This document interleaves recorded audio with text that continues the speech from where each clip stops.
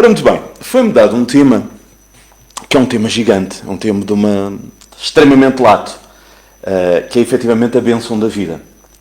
E isto efetivamente é um tema quase infinito, se olharmos para ele de uma forma ampla. Portanto, no sentido de operacionalizar o máximo possível, optámos por um determinado caminho, já que não poderemos, obviamente, falar disto apenas de uma forma apenas e só abstrata. Então, o que é esta história da vida? O que é a vida, antes de mais nada? E esse é um dos primeiros conceitos que é difícil para nós falarmos o que efetivamente é a vida, porque a vida não é igual para todos. A vida, segundo uma definição mais biológica, é efetivamente um princípio imanente de movimento na matriz genética de um ser orgânico. Isto é a vida. Portanto, impele-nos para o movimento. Ok? Na doutrina espírita, nós somos levados a perceber essa mesma noção quando na pergunta 68 do Livro dos Espíritos e nas seguintes, Kardec pergunta, então, o que é essa história do fenómeno da morte? Como é que se processa a morte? E os espíritos dizem a Kardec que efetivamente se dá pela exaustão dos órgãos.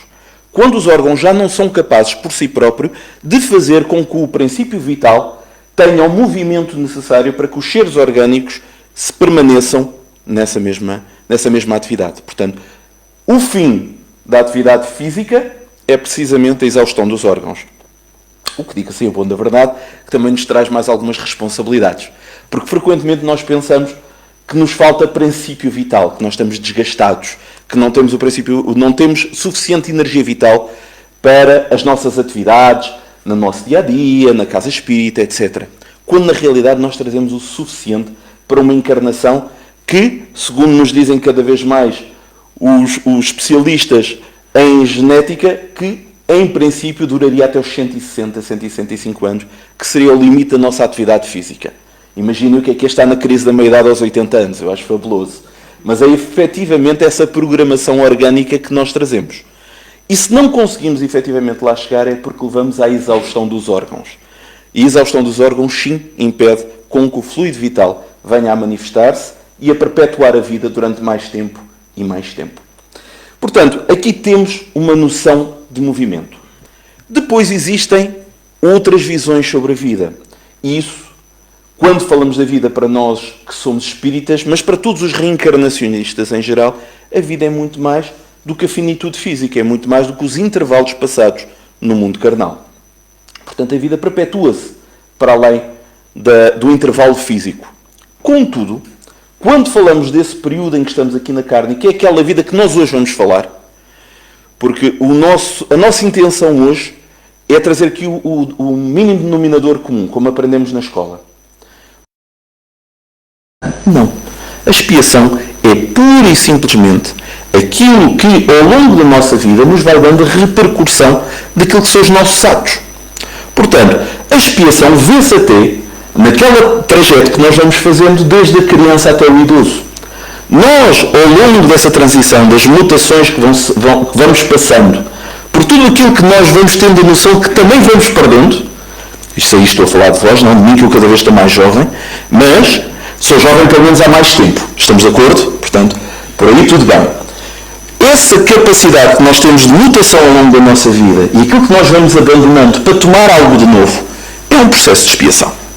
É algo que deixamos para trás, que metemos dentro da carreira de burilamento e que vamos buscar mais à frente de outra maneira. Portanto, retiremos daqui a parte negativa da expiação. Para nós o que nos interessa é isto. E uma outra coisa que também é muito importante, assumirmos a nossa quota parte de sermos os co-criadores em escala menor do nosso próprio universo. Ou seja, como todos nós nos vamos apercebendo, o nosso universo é também, em grande medida, cumprido por nós próprios, feito por nós próprios. Nós criamos o nosso universo. Nós somos herdeiros de tudo aquilo que fazemos. Portanto, muito embora nós saibamos que a vida é um daqueles fenómenos que nós ainda não sabemos explicar na totalidade e que nos é de alguma forma, entre aspas, imposto, porque a vida não fomos nós teoricamente que a iniciamos, foi através do Criador, mas na qual nós não podemos sair de maneira alguma, porque é essa a nossa destinação. No entanto, dentro dela, nós somos co-criadores do nosso próprio universo. Nós ajudamos a que essa vida tome as proporções que ela então virá a tornar-se. Ok? Portanto, como diz André Luiz, no mundo maior, no Entre a Terra e o Céu, e entre tantas outras obras, nós somos co-criadores em escala menor do nosso próprio universo, daquilo que é a nossa realidade. Isso é vida. Ok?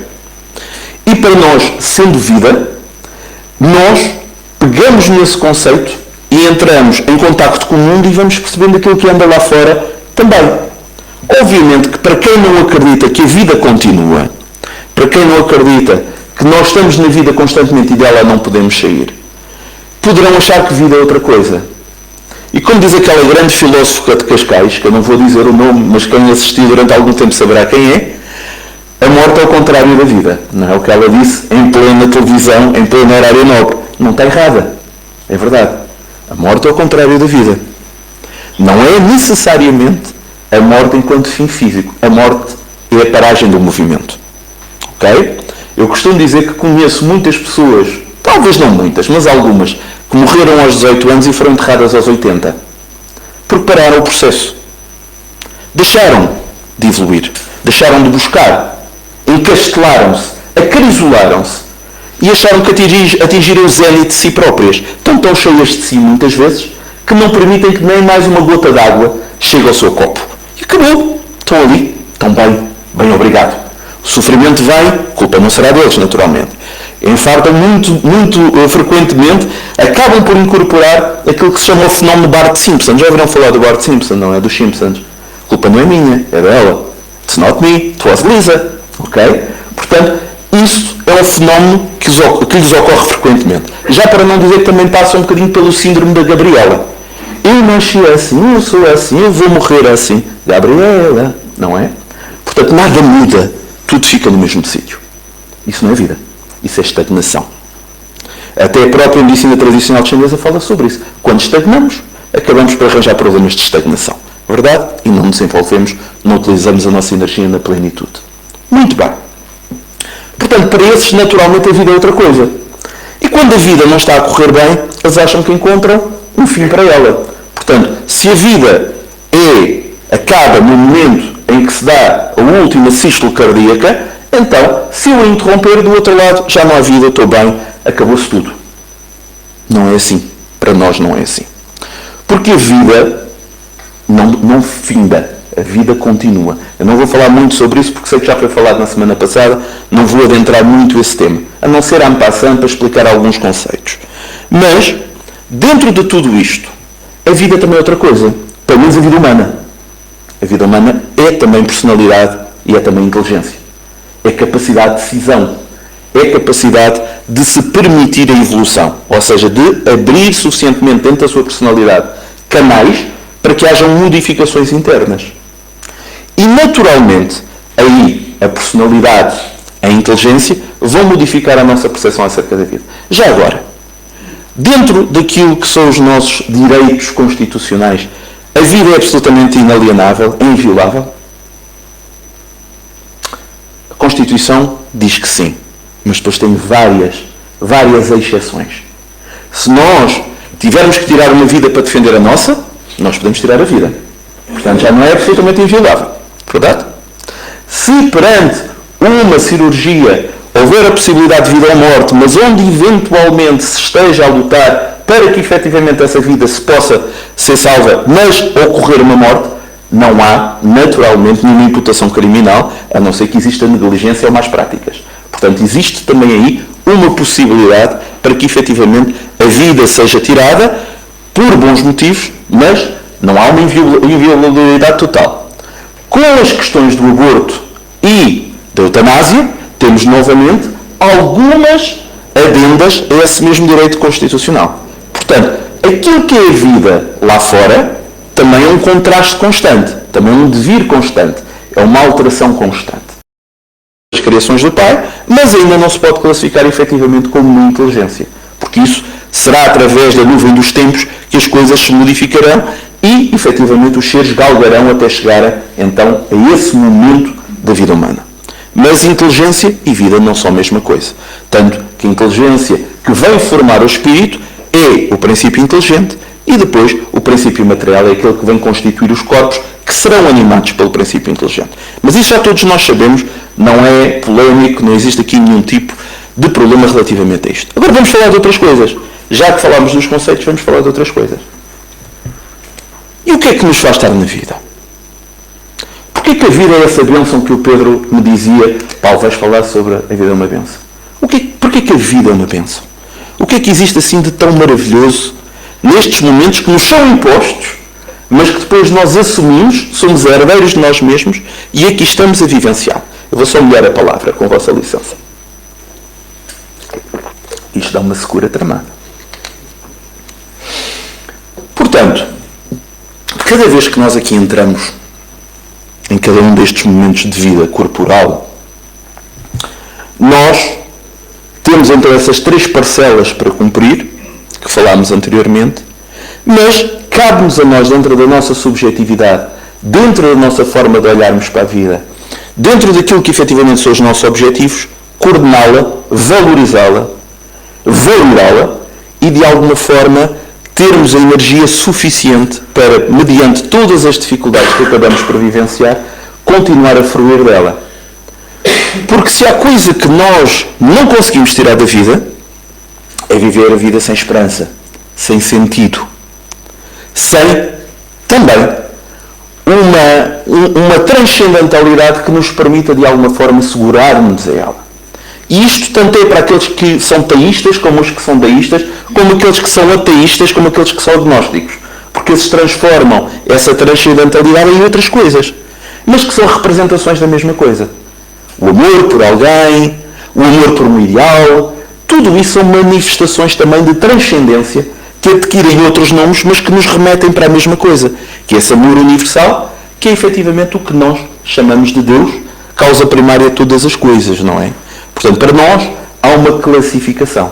Para outros é uma intuição de alguma coisa, mas que de facto faz sentido e para eles é também uma pérola preciosa. Nós passamos, nos últimos tempos, e temos passado tempos difíceis. Penso que não é algo que seja polémico. Nós temos passado tempos muito difíceis, em que nós fomos forçados a muitas coisas. Uma delas foi precisamente a esse peso extraordinário de vivermos connosco próprios. De termos que nos ouvir a nós próprios. De termos que nos observar a nós próprios. Porque enquanto o mundo vai correndo naquele movimento externo, nós não precisamos muito olhar para nós próprios. A verdade é essa. Não precisamos muito conversar connosco próprios. Não avaliamos muitas coisas. Nós vivemos. Nós vamos correndo. Nós chamamos a isso viver. Vou vivenciando, vou experimentando, vou absorvendo. E no belice do mundo, as coisas vão passando. Acordo, vou para o trabalho, depois venho, janto, vejo um programa, vou ao cinema, no meu caso faço um jogo de pádel, faço isto, faço aquilo outro e depois venho para casa. Ok? E o dia seguinte acaba por ser a mesma coisa. Mas, e há sempre um mas, aquilo que era a nossa destinação nesta encarnação coletiva, porque todos nós estamos a passar por isso tudo. Portanto, todos nós estamos aqui encarnados neste mesmo tempo, com provavelmente as mesmas necessidades e as mesmas dificuldades, fomos trazidos para um momento tão característico quanto este. No momento da expansão, da comunicação, do contacto, dos afetos, nós de um momento para o outro fomos incentivados a excluirmos tudo aquilo que era a parte social e voltarmos para um isolamento e para uma introspeção que para muitos, foi extremamente dolorosa. Muitos casos tornaram-se patológicos. Muitos casos tornaram-se efetivamente preocupantes. Há muito tempo que não havia a tomada de tantos antidepressivos, de tantos ansiolíticos, de tantos entorpecentes psicotrópicos, narcolépticos, que, de alguma forma, ajudaram muitos, entre aspas, alguns ajudaram, outros talvez não tenham ajudado tanto, mas para ultrapassar um período muito difícil que continua a existir. Porque nós não ligamos e desligamos. Aquilo que é mais fácil num computador é absolutamente impossível para nós. Num computador nós carregamos no delete e apagamos a informação. Muito embora nem aí, porque nada na verdade é apagado num computador. Com um software apropriado tudo se vai buscar. Mas para nós ainda é mais difícil, porque nós nem sequer apagamos. Nós colocamos numa área mais distante da nossa consciência, fazemos aquilo que é colocar dentro de um armáriozinho e fechamos lá para lá ficar, e depois isso, ao longo do tempo, com os abanões de um lado, com o mar do outro, o armário abre-se e aquilo volta para a consciência. Às vezes de outras maneiras, às vezes de outras formas, às vezes com outras implicações. Porquê? Porque efetivamente ele sempre existiu, ele não foi apagado, ele está lá. Okay? E depois precisamos de interpretar isso. Depois temos que voltar a olhar para isso com outros olhos. E nós fazemos isso ciclicamente, porque isso também faz parte da vida. É a tal parte da expiação que falámos há pouco. Mas uma coisa é nós fazermos isto de uma forma saudável e contínua, outra coisa é nos negarmos a fazer durante um largo período de tempo e depois sermos obrigados a olhar para isso sem qualquer tipo de maquiagem. Nós olhamos para aquilo de frente. E somos, naturalmente, obrigados a olhar para aquilo que na realidade nós somos. Isso às vezes é um susto. Não será para todos, mas às vezes é um susto. Às vezes é uma surpresa. Quem pela primeira vez na sua vida gravou a sua própria voz e ouviu a sua própria voz sabe o que eu estou a dizer, não é? Porque quando nós estamos a falar, a nossa voz parece muito mais bonita e sedutora do que na realidade ela é. Porque o nosso ouvido interno, toda a estrutura óssea, leva àquela fixação. Quem viu aquela obra de 1997, chamada La Vita Bella, do Roberto Benigni e do Vicente Cesari, acaba por entender também que essa é uma das melhores metáforas para a vida. Um pai, no meio de um mundo assustador, inquietante, tentar que o seu filho não compreenda que, efetivamente, todos os dias a vida dele estava em risco. Que todos os dias havia coisas tenebrosas à volta, amigos que eram mortos, pessoas que eram colocadas em campos de concentração. E aquele pai colocava aquela vida como se fosse a melhor coisa do mundo. Aquilo tudo era um jogo, tudo aquilo tinha graça, tudo aquilo era maravilhoso, tudo aquilo tinha, efetivamente, uma razão de ser. Isto, pegando, do ponto de vista psicológico, é uma metáfora extraordinária para a vida, porque nós fazemos isso frequentemente. Mesmo quando nós estamos em períodos de tão grande dificuldade como aquela que esse filme relata, que é o período da Segunda Guerra Mundial, naturalmente. E numa Itália fascista que enviava os seus detratores para os campos de concentração em Berlim, em Dachau, em Bergen-Belsen, em Auschwitz e em tantos outros locais. Portanto, quando nós vemos a vida de uma forma que vale a pena, apesar das dificuldades, vale a pena nós pegarmos em tudo isso e oferecer uma visão positiva disso, nem que seja para ajudar um filho, esse progresso dá-se em nós também. É como o professor que vai dar a aula e o primeiro a aprender é ele que efetivamente vai rever os conceitos e vai apresentar aquilo aos outros e de alguma forma reformula-se. Às vezes perde um bocadinho algumas noções que já estavam ali muito rígidas relativamente às coisas. E quando nós somos pais, eu não sou pai há muito tempo, eu sou pai vai fazer 6 anos, fez uma grande alteração na minha vida precisamente por isso.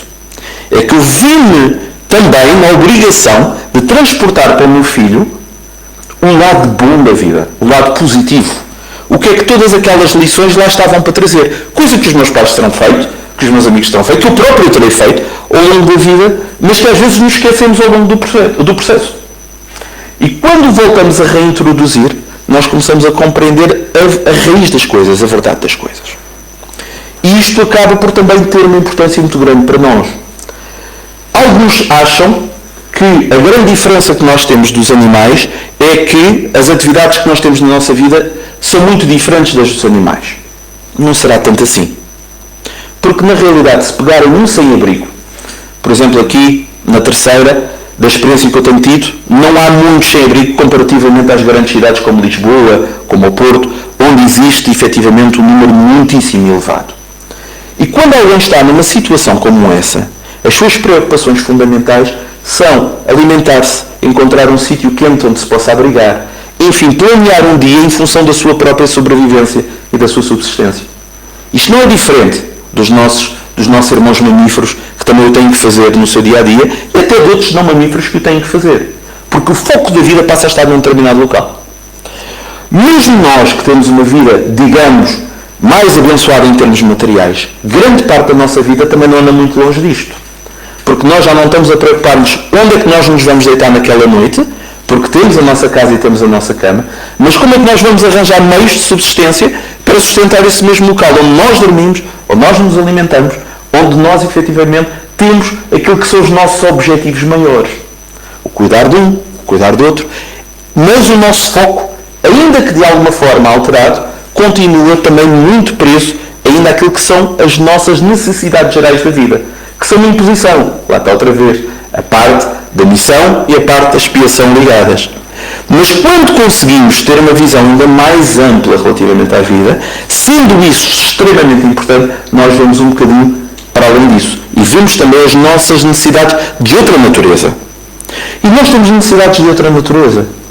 Eu não digo apenas do ponto de vista aqui daquilo que nós dizemos sempre dentro da Casa Espírita, mas como eu disse, eu estou a tentar que esta conversa, que isto não é uma palestra, eu não sou um sujeito ensinante, nem vocês sujeitos aprendentes, eu sou um conversador e vocês estão a ter a boa educação de me ouvir. Mas não vos estou a ensinar nada, mas estamos a aprender uns com os outros.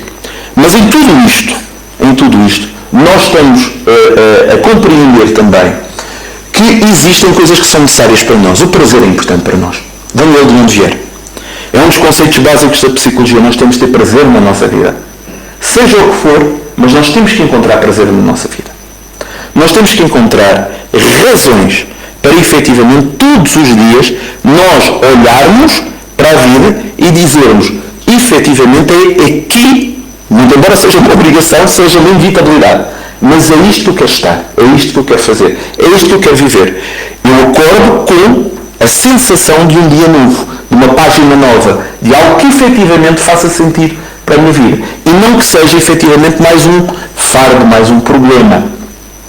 Isto dito desta forma é muito simples, mas cada um de nós está no seu tempo e espaço mental, cada um de nós tem as suas questões emocionais. E eu dizer isto a alguém que tem uma depressão major, alguém que ao longo da sua vida dificilmente vai ver algo que seja minimamente claro, porque efetivamente todas as suas condicionantes bioquímicas levam a ter um comportamento depressivo. Não é fácil. Não é fácil. Mas por isso também nós não somos apenas uma entidade biofísica. Nós somos uma entidade espiritual. E é precisamente aí que fica radicado mais um elemento de ajuda ao espírito reencarnado, que é precisamente a ajuda que o mundo espiritual, chamado por si, atenção, mundo espiritual, pelo menos aquele que nos ajuda, jamais invade o condomínio espiritual, seja de quem for. Aqueles que de alguma forma estão para nos ajudar de outra maneira, não têm muito essa noção de cuidado, de independência, de autonomia, de recato. Mas aqueles que verdadeiramente nos podem ajudar, esses respeitam intimamente o nosso mundo espiritual. E esses são efetivamente atraídos pela nossa psicosfera. Temos que ser nós, efetivamente, a abrir espaço para isso. Ninguém vem cá. Ó de casa. Vamos lá, vamos mudar isto. Não, isso não acontece. Isso não acontece. Somos nós, efetivamente, que abrimos as portas e dizemos, olha, chegou a hora. Até hoje eu não precisei, desculpa lá. Até hoje eu não precisei, eu achei que não precisava, olha. Mas hoje calha bem. Será que dá para dar uma ajudinha? E é nessa altura que a coisa normalmente acaba por acontecer. Não que vão utilizar recursos que nós já não tivéssemos. Nós sempre o tivemos. Eles estavam cá. Mas o mundo espiritual reativa-os. Já estavam connosco, nós estávamos preparados para isto. Optámos por não o aceitar, ou não o olhar, ou não ativar. É o nosso livre-arbítrio, é a nossa vontade. E podemos permanecer aí o tempo todo. Se tivermos capacidade de resiliência para aturarmos esse sofrimento todo e gostarmos dele, se tivermos núcleos sadomasoquistas ou gostarmos pura e simplesmente de uma vida dessa maneira, nós podemos continuar por aí. Mas se efetivamente esse lado nós dermos abertura, as coisas começam a modificar-se. E aqui, como também já não tenho muito tempo, hoje quero respeitar o tempo, porque também dizem os espíritos superiores que a capacidade de síntese é característica dos espíritos mais evoluídos, que não é o meu caso, eu não a possuo, mas que o respeito pela hora também é. E isso já eu vou tentar a conseguir ser. Mas, neste momento, e porque estamos a falar também de revoluções interiores e de capacidade de percepção de como a vida também se processa, eu chamo aqui para nossas conversas, um amigo que não é espírita, mas é, para mim, uma das figuras mais importantes daquilo que tem sido a minha notação em termos de entendimento de vida, que é um psiquiatra judeu, neuropsiquiatra judeu, chamado Viktor Frankl. Portanto, um psiquiatra que, entre as várias coisas que o definem, e não teremos tempo para falar muito sobre elas, mas tem uma ligação perfeita com aquilo que nós consideramos dentro da doutrina espírita. Viktor Frankl foi um neuropsiquiatra austríaco, judeu, que quando da tomada do Terceiro Reich foi, entre aspas, convidado para eutanasiar todos os doentes mentais do seu hospital, que ele na altura dirigia, ele recusou-se a fazê-lo. Ele, a sua mulher, o seu irmão, os seus pais foram levados para campos de concentração, onde ele esteve durante 13 anos. Nos campos de concentração ele perdeu a sua mulher, que foi grávida, para o campo de concentração, perdeu os pais, perdeu o irmão. Só a irmã sobreviveu. No tempo em que ele esteve preso, ele nem sequer sabia disso. Ele esteve em Dachau, esteve em Auschwitz, esteve em Bergen-Belsen. E durante todo esse período em que ele esteve nessas condições, ele apercebeu-se de algo no ser humano que até então não se tinha ainda apercebido. Ele é conhecido como a terceira escola de psicologia. A primeira foi da Adler com o poder, a segunda de Freud com o prazer, e a dele chama-se a do sentido. Porque quando ele esteve preso nesses campos de concentração, ele apercebeu-se de algo. Há seres humanos, e ele viu-os, que mesmo em condições em que o próprio respirar é controlado, tendo apenas uma colher de pão, eles o dividiam com o outro. Iam às casernas uns dos outros e ofereciam esse mesmo alimento. Havia outros que roubavam até o pouco que os outros tinham. Havia uns que se entregavam e granjeavam força para a vida. Havia outros que se entregavam. E então ele chegou a uma conclusão. Ele chegou à conclusão de que aqueles que tinham ido para o campo de concentração, que de alguma forma já não tinham sentido para a vida, algo em que acreditar, algo pelo qual se esforçar, já eram prisioneiros de alguém muito pior que qualquer Hitler, qualquer Mussolini, que qualquer Pol Pot, fosse o que fosse. Eles eram vítimas da vida. Eles eram vítimas de si próprios. Porque eles não tinham a capacidade de encontrar um sentido para a sua vida.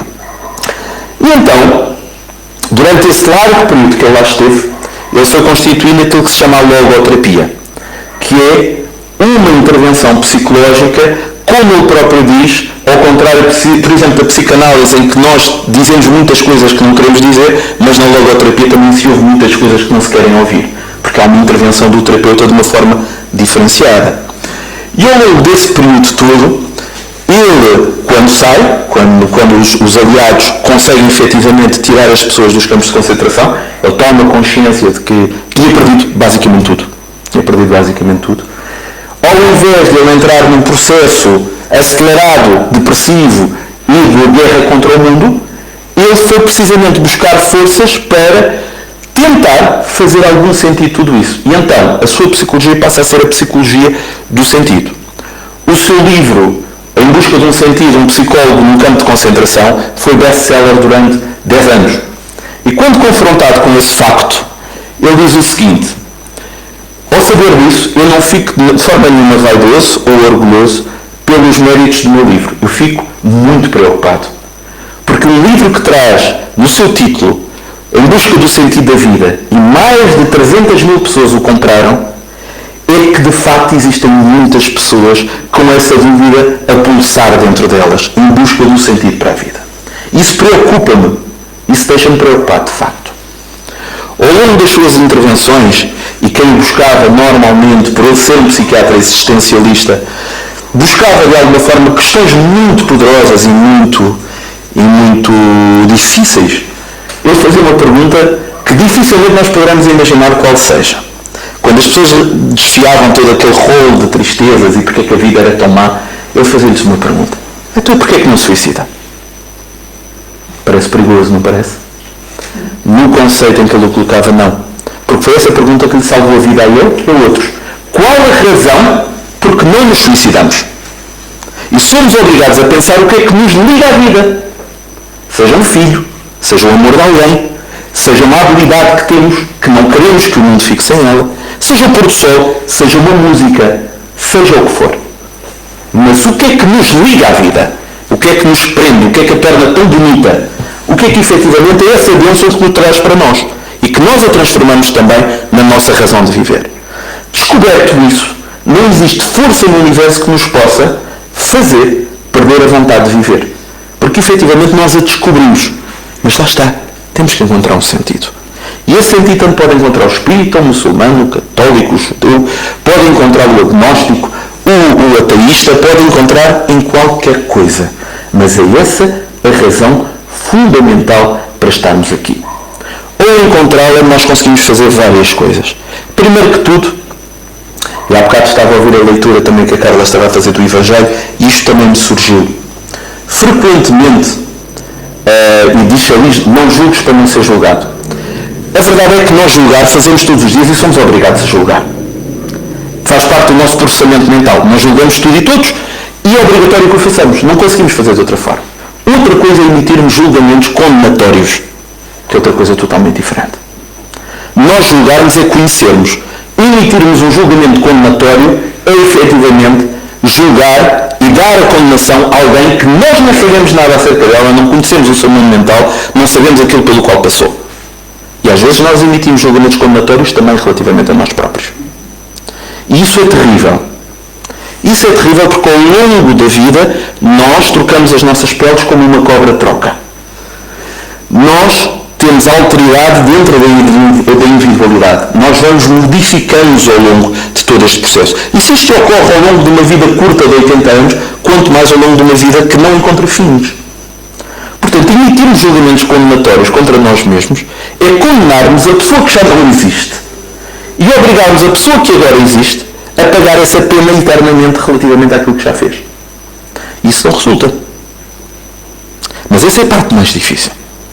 É a parte em que olhamos para nós próprios, e há bocadinho eu foquei isso no período da Covid, olhamos para nós próprios e dizemos, eu compreendo-te. Eu sei que aquilo que tu fizeste era o que tu eras capaz de fazer. Era isso que tu entendias da vida. Era isso que efetivamente te fazia mover. E todos nós, num momento ou outro da nossa vida, nós desejamos que a vida acabasse. Seria um hipócrita muito grande se não dissesse que eu próprio já o pensei. Não queria tirar a minha própria vida porque é algo que não faz sentido para mim. Não tem a ver com questões religiosas. Não tem a ver com questões filosóficas. Tem a ver com os afetos que eu tenho na minha vida. Lá está, como Viktor Frankl. Mas desejei muitas vezes que a morte chegasse. E porquê que eu desejava? Não é porque eu quisesse morrer. É porque eu queria que o sofrimento acabasse. E isso é o que normalmente quem busca essa saída pretende. Não é de sair da vida. É que o sofrimento acabe. Saibamos nós que o sofrimento não se modifica por acabar o corpo. E tudo isso faz uma alteração grande nas nossas vidas. A compreensão de que nós só podemos fazer com que o sofrimento pare de uma forma ativa e não passiva é que nos faz alterar as coisas e avançarmos para o passo seguinte. E seja aqui, seja lá, seja onde for. Apontem para cima, apontem para baixo, apontem para os lados. Não interessa. Mas o sofrimento só acaba quando nós encontramos a razão para ele e fazemos aquilo que falámos há pouco, que é colocar no seu lugar algo de bom, de amoroso, de positivo.